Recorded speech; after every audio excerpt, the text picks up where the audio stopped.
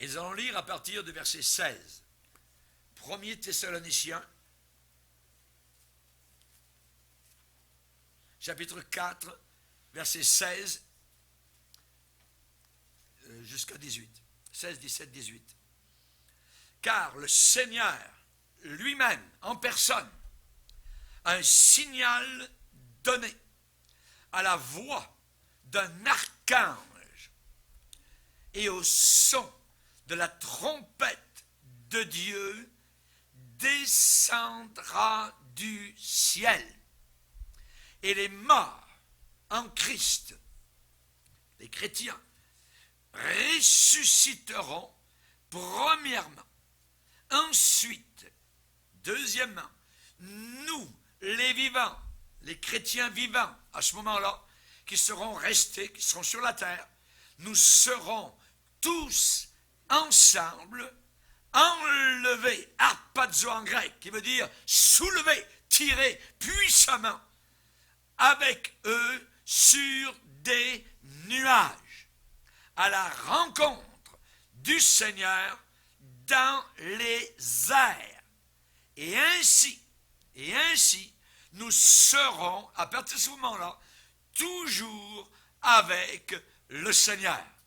Consolez-vous donc les uns les autres par ces paroles.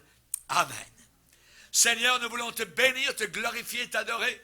Merci pour l'espérance vivante qui bat dans nos cœurs. Nous te remercions, Seigneur, de ce que bientôt, très bientôt, tu vas revenir nous chercher, Seigneur, et la rencontre aura lieu, non pas dans un stade, non pas sur une montagne de la terre, mais dans les airs, sur les nuages. Nous te rencontrerons là. Ton Saint-Esprit nous soulèvera de la terre et nous emmènera à ta rencontre dans les airs. Merci, Seigneur. Tu feras un bout de chemin pour venir nous rencontrer. Tu descendras du ciel et tu viendras jusqu'à la hauteur des nuées de la terre. Et ainsi, tu nous emmèneras ensuite dans la gloire, à la rencontre du Père. Nous te remercions, Seigneur, pour cette espérance qui vit dans chacun de nos cœurs.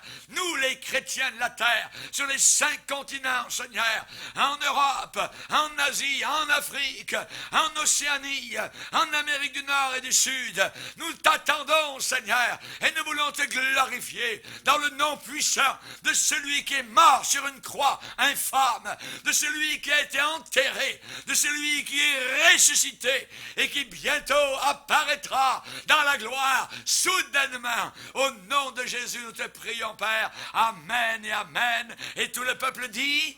Amen. Alléluia. On peut s'asseoir, frères et sœurs. Comment ne pas être emballé? Comment ne pas être excité? Comment ne pas être enthousiasmé par l'espérance qui est dans chaque chrétien? Alléluia. L'apôtre Paul a enseigné dans les premiers jours de leur vie chrétienne les Thessaloniciens. Il venait d'arriver au Seigneur et il leur a parlé de son retour en gloire. Il leur a parlé de l'Antichrist. Il leur a parlé des événements de la fin des temps à des nouveaux convertis. Alors nous les chrétiens de plus longue date, nous devrions continuer à être enthousiasmés par ces enseignements prophétiques de la parole de Dieu. J'aimerais vous le dire, le roi revient. Le roi revient. Jésus va revenir. Jésus va revenir. Alléluia. Que Dieu soit glorifié. C'est l'enseignement des apôtres. L'enseignement des apôtres. Le retour de Jésus-Christ. C'est le but auquel nous devons tendre. Et c'est une des raisons pourquoi nous devons être enracinés dans la saine doctrine, enracinés, fondés, cimentés sur le roc, sur le rocher des siècles. Et si quelqu'un vient nous enseigner autre chose, on lui dit: laisse-moi le passage, je continue, je vais de l'avant. Nous voulons continuer à croire au retour puissant, soudainement, du Seigneur Jésus-Christ. Alléluia. C'est l'objet de toutes nos aspirations. C'est l'objet de toutes nos aspirations. Le retour de Jésus. Alléluia. Ce sera la consommation du mystère de la rédemption, du mystère du salut. Il faut qu'il y ait un aboutissement à ce salut que nous avons dans notre cœur, que nous ressentons, alléluia, mais qui n'est pas encore, je dirais, manifesté dans sa totalité. Mais bientôt, il le sera totalement. Nous verrons et vous verrez, et tu verras, mon frère et ma sœur, que tu es sauvé par le sang de Jésus-Christ. Tu n'as rien à craindre. Tu as seulement à placer ta vie au pied du calvaire, au pied de la croix de Jésus-Christ. Le retour de Jésus sera l'accomplissement, la réalisation de toutes les prophéties. Jésus a dit sur la terre, il se passerait à cette époque-là certains événements. Et il a dit, quand ces choses commenceront à arriver, relevez la tête, parce que votre délivrance, c'est ce que la Bible seconde dit, le mot délivrance, votre délivrance est proche. La King James déclare, votre rédemption est proche. Et je crois que c'est plus qu'une délivrance, c'est une rédemption. Notre salut est proche, alléluia, total, dans sa totalité. À lui soit la gloire, alléluia. Il y a des gens qui combattent cette doctrine, il y a des gens qui combattent, qui refusent cet enseignement. Si quelqu'un refuse que Jésus-Christ revienne, c'est à peu près comme faire monter l'évangile sur l'échafaud du modernisme. C'est comme décapiter l'évangile par l'écuménisme. Dans l'écuménisme, on ne parle pas du retour de Jésus-Christ. L'Église catholique romaine ne veut rien savoir du retour soudain de Jésus-Christ.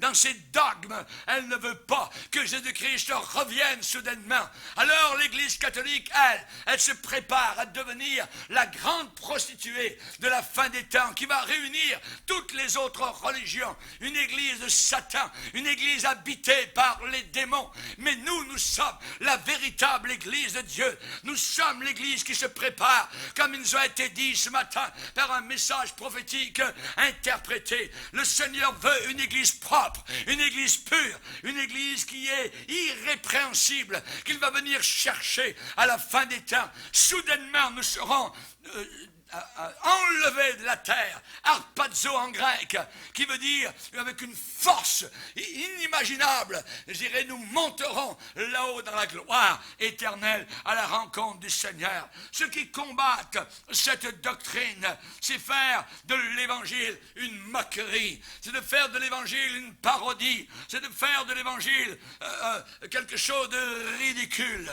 Combattre cet enseignement du retour de Jésus, c'est mutiler la révélation avec la hache de l'incrédulité. Nous croyons, nous ne combattons pas cette doctrine, nous l'aimons, nous la serrons sur notre cœur. Jésus revient, je dois toujours vivre avec l'optique qu'à n'importe quel moment, jour ou la nuit, Jésus-Christ soudainement, tel que lui-même, nous allons le voir, l'a déclaré, allait revenir comme un voleur. Chers amis, aujourd'hui beaucoup de gens cherchent à combattre cet enseignement, à anéantir les prophéties de la Bible. On sait que l'apôtre Pierre a dit cela exactement lorsqu'il a dit qu'à la fin des temps, il viendra avant tout des moqueurs, avec leur raillerie, avec leur moquerie, marchant selon leur propre convoitise. Et les gens vont dire, où est la promesse de sa venue? Car depuis que nos pères sont morts, tout demeure comme dès le commencement de la création. Ils veulent ignorer. Ils ne veulent pas savoir que Jésus-Christ va revenir soudainement. Et ils se moquent. La Bible dit leur raillerie. Ils marchent selon, non pas l'Esprit de Dieu, mais selon leur propre convoitise. Et leur message, d'une façon résumée, où est la promesse de sa venue? Depuis que la terre existe, rien ne change. Donc pourquoi soudainement il va y avoir un changement? Pourquoi Christ reviendrait? Ils ne veulent pas que Christ revienne. Mais nous attendons le Seigneur.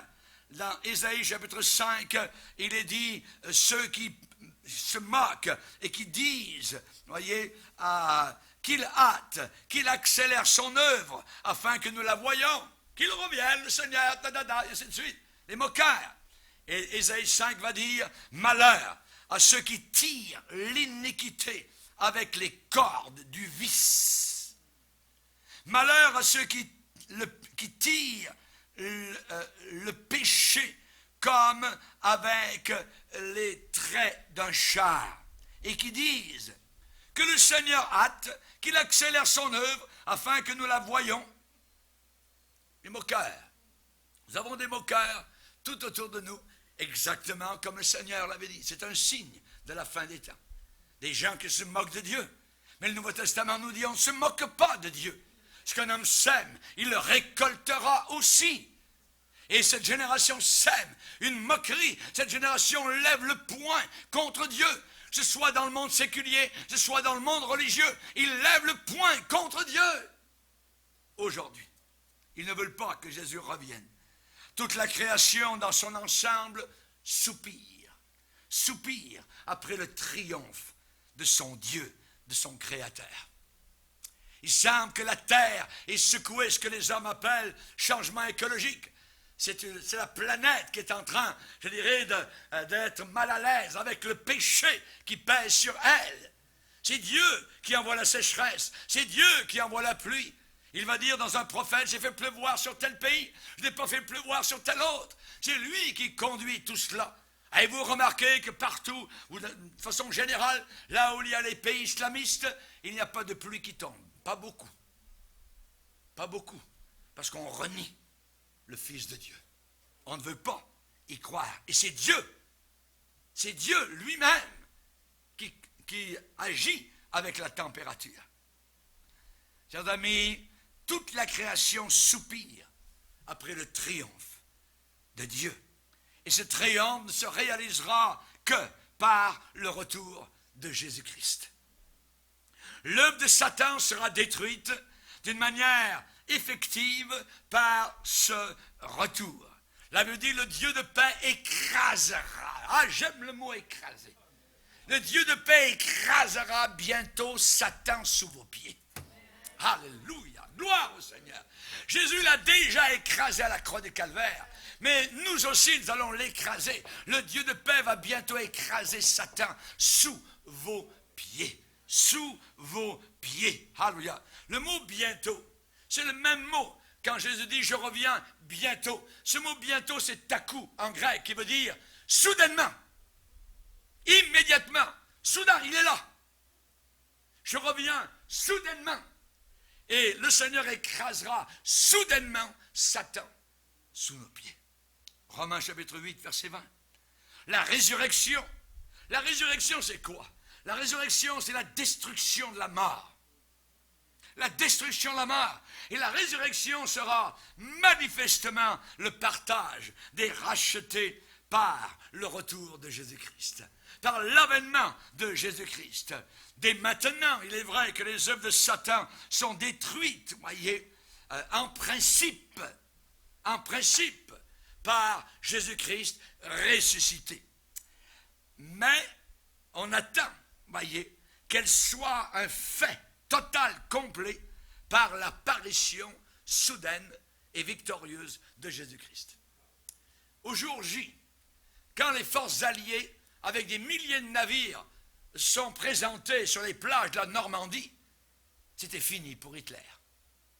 Mais il y a eu des combats pendant des mois, avant que les forces alliées repoussent les forces nazies à l'anéantissement jusque dans Berlin et au suicide de cet homme diabolisé appelé Hitler. Mais à partir du jour où les forces alliées avaient débarqué en France, les forces nazies étaient finies. Et depuis le jour où Jésus-Christ a débarqué sur la planète Terre, les forces diaboliques sont anéanties. Mais actuellement, il y a encore un espace de temps avant que cela ne soit complètement réalisé dans notre Berlin, dans notre, je dirais, Jérusalem nouvelle, là-haut dans la gloire éternelle, où nous serons finalement avec le Seigneur Jésus-Christ. Alléluia. chers amis, prêcher un évangile qui ne comporte pas cet élément, ce retour de Jésus-Christ, c'est une négation de l'évangile et c'est très dangereux. Nous prêchons le retour du Seigneur Jésus-Christ. C'est à peu près, si je ne prêche pas le retour de Jésus, c'est comme prétendre parler de Dieu, affirmer Dieu, enseigner sur Dieu, prêcher sur Dieu, tout en reniant son œuvre du salut, tout en reniant son œuvre de justice. Et ça arrive. Beaucoup d'églises ne prêchent plus la croix. Beaucoup d'églises ne prêchent plus le sang de Jésus qui nous lave de tous nos péchés. On prêche un autre évangile, on change, voyez, on améliore, on veut redorer cet évangile souillé, cet évangile sale, cet évangile qui pue à la croix du calvaire, ça sent mauvais. À la croix du calvaire, il y a des chiens qui se jettent sur les condamnés, qui arrachent la peau et des morts, et ainsi de suite. C'est pas un lieu agréable. Mais on veut mettre aujourd'hui, évidemment, des choses belles. On veut redorer toute la chose. Et on emploie un évangile de succès, un évangile de réussite, un évangile du moi. Tout est tourné vers le moi. Alors que nous, chrétiens, nous sommes tournés vers Jésus-Christ, vers le calvaire. Paul à Corinthe n'a pas voulu savoir autre chose que Jésus et Jésus crucifié. Il y a une puissance built-in à l'intérieur du message de la croix du calvaire. Alléluia. Chers amis, quel est l'aboutissement nécessaire et je dirais logique des destinées humaines? C'est le retour de Jésus-Christ en gloire. Il revient. Il revient. Alléluia. Le retour visible du Seigneur sera l'aube après la nuit. Alléluia. Vous savez, l'apôtre Pierre a parlé plus tard dans une de ses épîtres, dans la deuxième, de cette expérience merveilleuse qu'il a eue avec deux autres de ses compagnons, donc Jean et Jacques, sur une montagne. Et là, sous leurs yeux, ils ont vu Jésus transformé, transfiguré. Ils l'ont vu dans sa gloire. Comme Jean à Patmos a pu le voir, avec des yeux de flamme, avec une lumière inimaginable qu'on n'a pas vue sur la planète Terre. Et là, évidemment, donc, c'est une expérience qu'ils ont gardée précieusement dans leur cœur pendant longtemps. Jusqu'au jour, évidemment, où les apôtres l'ont écrit. Et l'apôtre Pierre, reprenant cette expérience, eh bien, va dire, ce n'est pas en suivant des fables, des mythes habilement conçus que nous vous avons fait connaître la puissance du retour de notre Seigneur Jésus-Christ. Mais c'est comme ayant vu sa majesté de nos propres yeux, témoins oculaires de nos propres yeux, car il a reçu de Dieu le Père honneur et gloire. Et là, il va parler de cette expérience sur la montagne Transfiguration. Il a reçu de Dieu le Père honneur et gloire quand la gloire magnifique lui fit entendre une voix qui disait « Celui-ci est mon Fils bien-aimé, en qui j'ai mis toute mon affection. » Et Pierre ajoute « Nous avons entendu ». Donc tout à l'heure il a dit « Nous avons vu ». Il dit maintenant nous avons vu et entendu cette voix venant du ciel lorsque nous étions avec lui sur la sainte montagne. Sur la sainte montagne, sur une montagne à part, sur une montagne de gloire. Nous avons vu cela et Pierre s'en souvient très bien, il voulait planter des tentes. C'est tellement merveilleux, tellement glorieux, il ne voulait plus redescendre là-bas dans la vallée pour rencontrer un père qui se battait avec des démons dans son fils, ainsi de suite. Non, non, Seigneur, on veut rester là avec toi. On va planter des tentes à tout ça et on va rester. C'est trop merveilleux. Une fois que vous serez au ciel, vous ne voudrez plus jamais retourner sur la planète Terre. Alléluia. C'est trop merveilleux dans la gloire. C'est trop merveilleux avec le Seigneur de gloire. Eh bien, si cette vision était magnifique, évidemment, et même ils ont vu Moïse, qui était décédé des siècles auparavant. Ils ont vu Élie, ces gens-là vivaient encore des siècles après, donc, Élie, c'est son enlèvement dans la gloire, voyez. Eh bien, soudain, ces grands hommes ont disparu et Jésus, de nouveau, était là, simple homme. Le feu d'artifice venait de s'arrêter. Et leurs yeux continuaient à regarder. À regarder. Eh bien, cette vision qui était si magnifique Pierre va dire, nous tenons pour d'autant plus certaines. Plus certaines, donc, que quoi? Plus certaines que la vision. Nous tenons plus certaines, et c'est certain cette vision de la montagne de transfiguration, nous tenons pour d'autant plus certaine la parole prophétique à laquelle vous faites bien de prêter attention comme à une lampe qui brille dans un lieu obscur, jusqu'à ce que le jour vienne à paraître et que l'étoile du matin, qui est Jésus-Christ, se lève dans vos cœurs. Nous tenons pour d'autant plus certaine la parole prophétique. Quelle parole prophétique? La parole prophétique de la Bible qui nous dit que Jésus va revenir soudainement. C'est encore plus certain que ce qu'eux ont vu et entendu sur la montagne sainte. Alléluia. Il revient. Alléluia. Gloire au Seigneur. Amen. Et évidemment, il revient aussi pour donner, pour apporter à l'histoire humaine une conclusion raisonnable. S'il y a quelque chose qui commence, c'est toujours quelque chose qui finit. Amen. Alléluia. Et là où ça ne finit pas, c'est uniquement là-haut dans le ciel. C'est la vie éternelle. Donc, le retour visible du Seigneur sera l'aube après la nuit, et ce sera pour donner au drame humain sur la terre, cette vallée de larmes, un sens, pour donner à la vie sur la terre une fin, un dénouement. Amen. Il faut qu'il revienne à la fin de toutes choses, et nous sommes rendus à cette époque actuelle de la fin des temps. Maintenant, où est-ce qu'on trouve, pasteur, où est-ce qu'on trouve cette promesse? La promesse qu'il revient, la promesse de sa venue. Eh bien, nous avons 5 sortes de témoignages. Croire dans le retour de Jésus, eh bien, nous sommes appuyés solidement. Nous sommes ancrés, premièrement, dans le témoignage de Jésus lui-même. Lui-même. Vous connaissez Jésus qui a dit, il y a plusieurs de demeures, beaucoup de demeures, dans la maison de mon Père. Si cela n'était pas, je vous l'aurais dit. Je vais vous préparer une place, et quand je vous aurai préparé une place, je reviendrai. Et je vous prendrai avec moi, afin que là où je suis, vous y soyez aussi. Alléluia. Jésus lui-même, nous serons avec lui, dans le lieu où il est maintenant.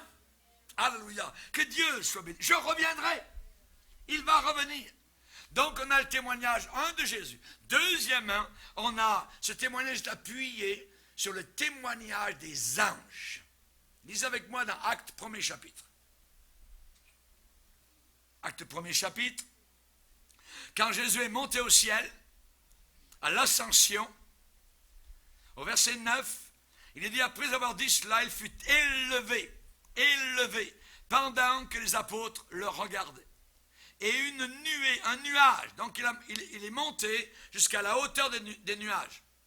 Et une nuée le déroba à leurs yeux. Et ils ne l'ont plus vu. Et comme ils avaient les regards fixés vers le ciel, c'est-à-dire qu'eux, ils ne voyaient plus rien, mais ils continuaient à regarder. J'imagine, leur mâchoire inférieure était basse. Ils regardaient. Jésus venait de disparaître derrière un nuage. Et ils continuaient à regarder.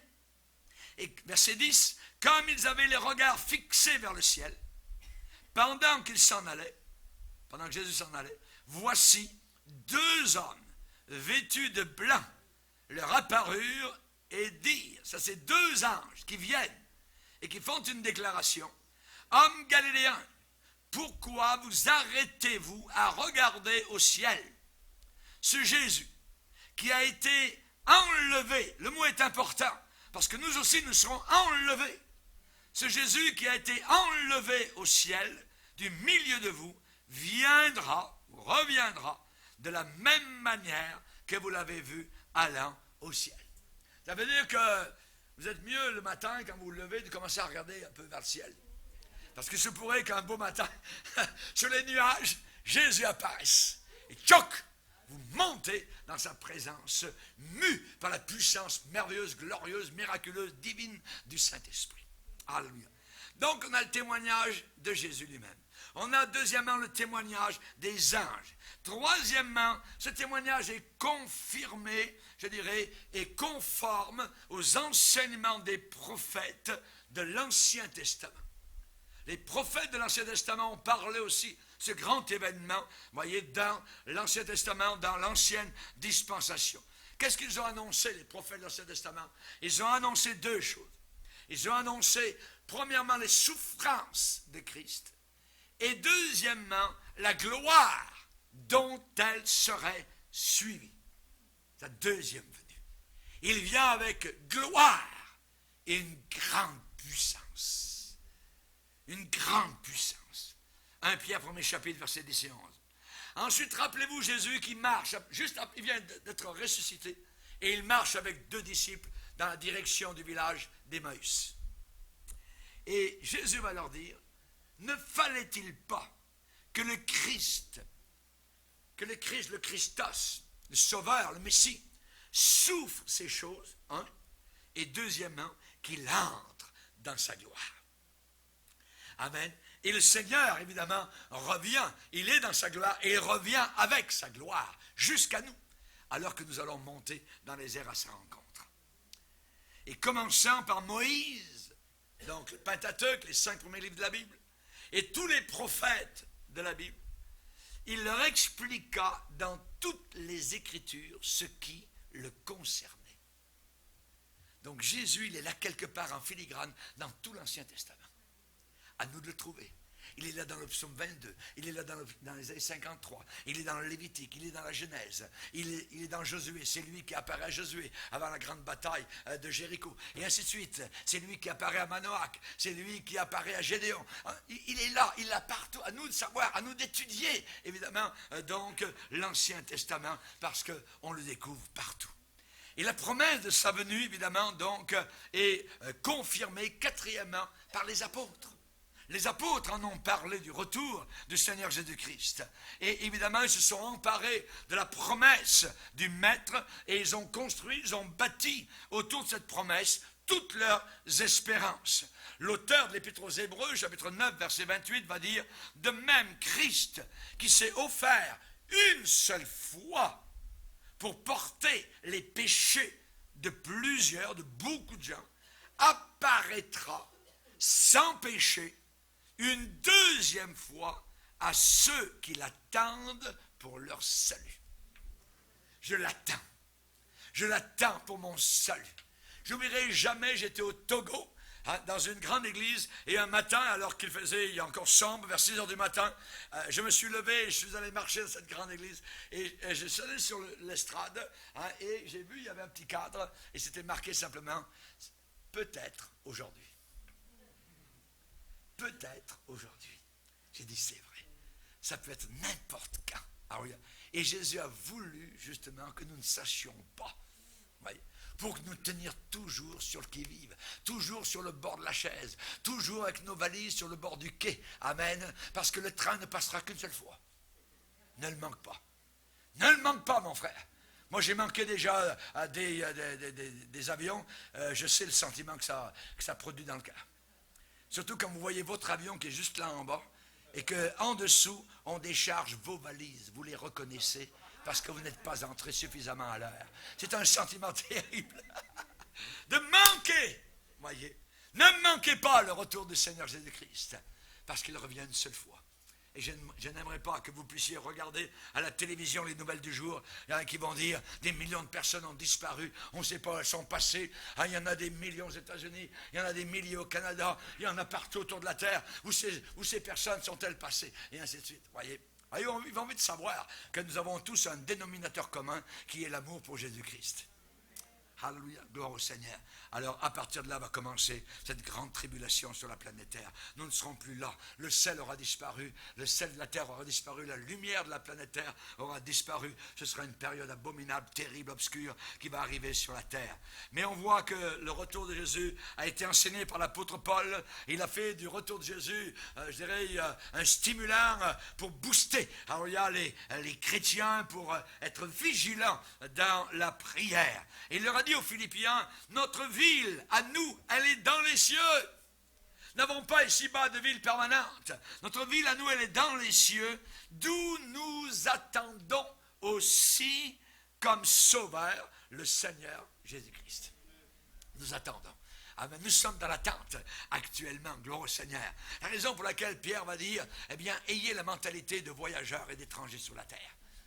Un étranger, un voyageur, il a une mentalité. Il est toujours avec ses valises. Il regarde ses valises. Amen. Et quand vous êtes à l'aéroport, vous voyez aussi d'autres, un voyageur qui voyage au travers des quatre coins de la planète Terre. Il faut avoir cette mentalité. On n'a pas le temps de s'arrêter. On attend simplement donc notre horaire. Il faut regarder notre vol. Il faut être à notre affaire. Amen. Et nous, comme chrétiens, ayons les yeux fixés sur Jésus-Christ. Marchons par la foi, parce que bientôt l'ange va crier, l'archange, le son de la trompette va vous étonner, hallelujah, gloire au Seigneur, vous monterez dans les airs par la puissance du Saint-Esprit et vous regarderez, vous aurez un nouveau corps, hallelujah, et là-bas vous rencontrez des gens qui sont morts depuis des années, on rencontrera des gens qui sont morts depuis des centaines, des millénaires, hallelujah, et nous ne les devancerons pas, tous ensemble nous serons ressuscités pour aller à la rencontre du Seigneur dans les airs et ainsi nous serons toujours avec lui. Amen. Gloire au Seigneur. Que Dieu soit béni. Que Dieu soit glorifié. Alléluia. Paul va enseigner en disant que votre douceur soit connue de tous les hommes. Le Seigneur est proche. Le Seigneur est proche. Ne vous inquiétez pas. Ne vous inquiétez de rien. Mais en toute chose, faites connaître à Dieu vos besoins par des prières, des supplications et des remerciements, des actions de grâce. Et la paix de Dieu qui surpasse toute intelligence gardera vos cœurs et vos pensées dans le Seigneur. Amen. Gardez vos cœurs et vos pensées dans le Seigneur. On voit que Jacques aussi a fait du retour de Jésus un encouragement à la persévérance, à la patience. Prenez avec moi dans Jacques chapitre 5. Jacques. Alléluia. James. Alléluia. Gloire au Seigneur. Jacques chapitre 5. Vous allez voir le nombre de fois où l'on voit les mots patient, les mots attendre dans quelques versets. Jacques chapitre 5. Jacques chapitre 5, verset 7. Soyez donc patients. Ce mot patient peut être aussi traduit par persévérant.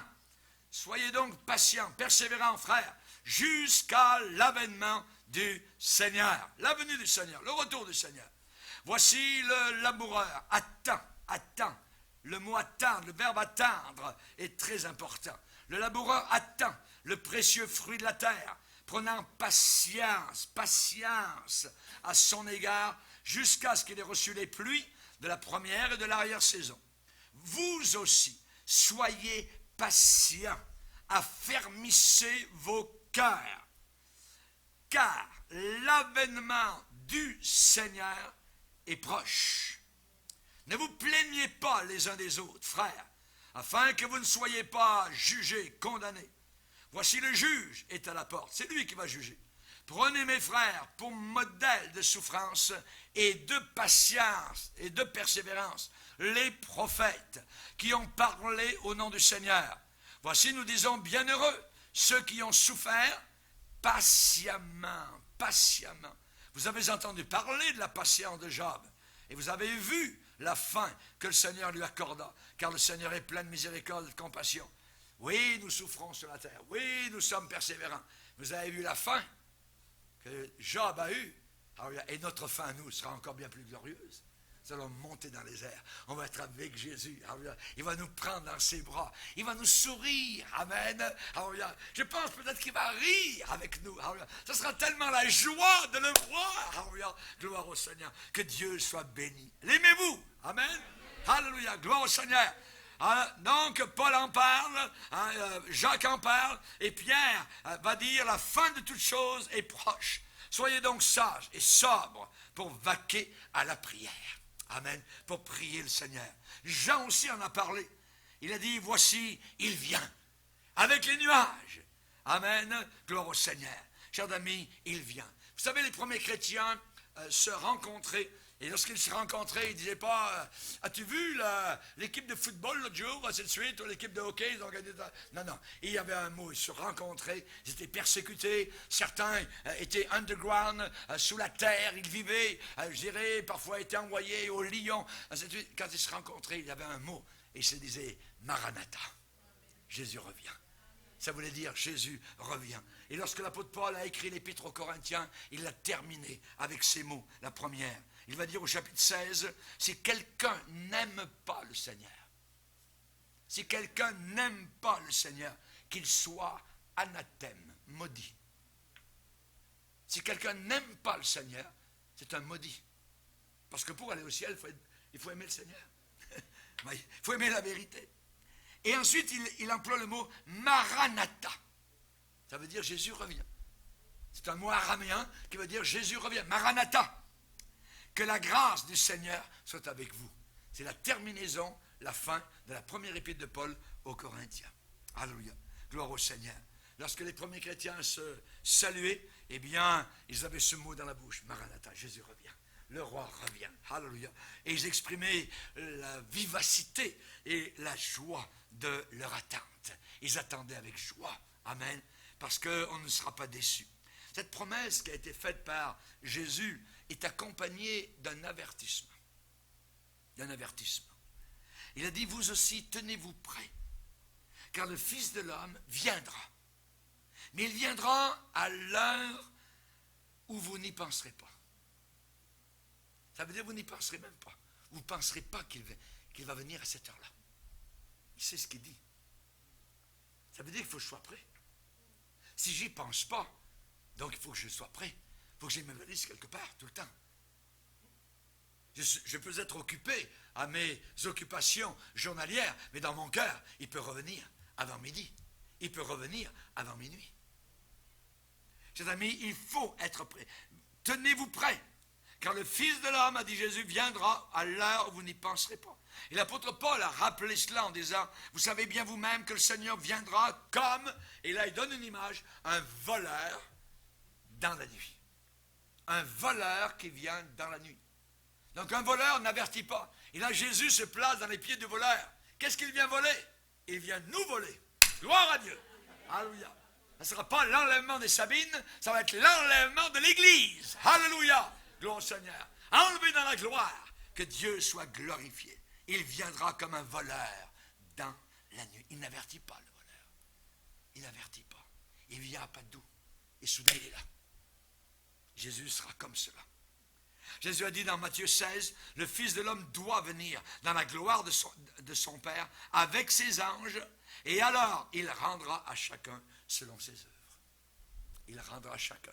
Chaque journée que tu passes, mon frère et ma soeur, elle est notée dans les pages du Seigneur là-haut dans la gloire. Il sait tout. Et il va y avoir des récompenses ou des pertes de récompenses. Chers amis, vous dites, est-ce que ça fait 20 ans, 30 ans, 40 ans, 50 ans que je sers le Seigneur? Est-ce que je vais recevoir une récompense pour les choses que j'ai faites dans ma première année que j'étais chrétien? Je ne m'en rappelle même plus. Oh oui, il s'en souvient. Il y a une dame dernièrement, une Allemande, qui a reçu son diplôme de doctorat 80 ans plus tard. Je vais vous expliquer. C'est dans le journal. Vous montrez que le Seigneur est capable de vous donner votre doctorat, de donner votre récompense là-haut dans la gloire pour tout ce que vous avez fait ici-bas sur la terre au travers de toutes les années, les saisons, les mois et les jours. Ça se passe à Hambourg, en Allemagne. Et cette femme était une pédiatre allemande, Ingeborg Silim Rapoport. Actuellement, elle a 102 ans. 102 ans, imaginez. Et elle a officiellement reçu son doctorat au mois de juin 2015. mais elle avait passé ses examens en 1938. Mais en 1938, les nazis, avec Hitler, en raison de ses origines juives, et c'était une juive, donc Madame Ingeborg a reçu aujourd'hui, donc c'était au mois de juin, vous voyez, 2015, il est dit dans le journal, a reçu donc son diplôme universitaire de Hambourg-Eppendorf, a indiqué l'institution, estimant que l'intéressée était probablement la plus âgée du monde à se voir décerner un doctorat. Imaginez, voyez, il est dit que Madame Selim rapporte, avait étudié la médecine, travaillé en tant que médecin assistant à l'hôpital israélite de la ville en 1937 et 1938, période au cours de laquelle elle rédigea sa thèse consacrée à la diphtérie. Mais elle ne put jamais soutenir sa thèse et donc obtenir son doctorat, car les autorités universitaires nationales socialistes, en application des lois raciales en vigueur à l'époque nazie, l'en empêchèrent, du fait de ses origines juives, à expliquer la clinique universitaire. À 102 ans, elle a reçu son diplôme. J'aimerais vous dire que là-haut, dans la gloire, vous allez recevoir vos récompenses. Amen. Même si pour l'instant, on n'a rien du tout. Aucune récompense. Jésus a dit, même un verre d'eau donné en mon nom à quelqu'un pour le rafraîchir, eh bien, recevra une récompense. Tout est noté. Alors, il n'y a pas un cheveu de notre tête qui tombe à terre sans qu'il ne le sache. Il n'y a pas un petit moineau qui tombe à terre sans qu'il ne le sache. Il n'y a pas un seul acte de bonté que vous accomplissez ici-bas sur cette terre pour le Seigneur qui ne recevra pas une récompense dans la gloire éternelle. Alléluia. Gloire au Seigneur. Chers amis, que Dieu soit béni. J'aimerais terminer, alléluia, par cela en vous disant que nous allons vivre éternellement avec lui. Éternellement, parce que nous avons sa vie. Sa vie est en nous. Alléluia. Nous avons la vie de Christ depuis le jour, alléluia, où nous étions morts dans nos péchés. Maintenant, nous avons la vie de Dieu en nous. Et Jésus-Christ a promis en disant, je reviendrai vous chercher. Restez attentifs, restez vigilants. Ne soyez pas une vierge folle, mais soyez une vierge sage. Amen. Avec de l'huile dans la lampe. Et quand le Seigneur va revenir, il retrouvera son Église prête à partir dans la gloire. Que Dieu soit béni. Levons-nous ensemble, alléluia, devant le Seigneur. On veut le bénir, le glorifier, l'adorer de tout notre cœur. Merci Seigneur.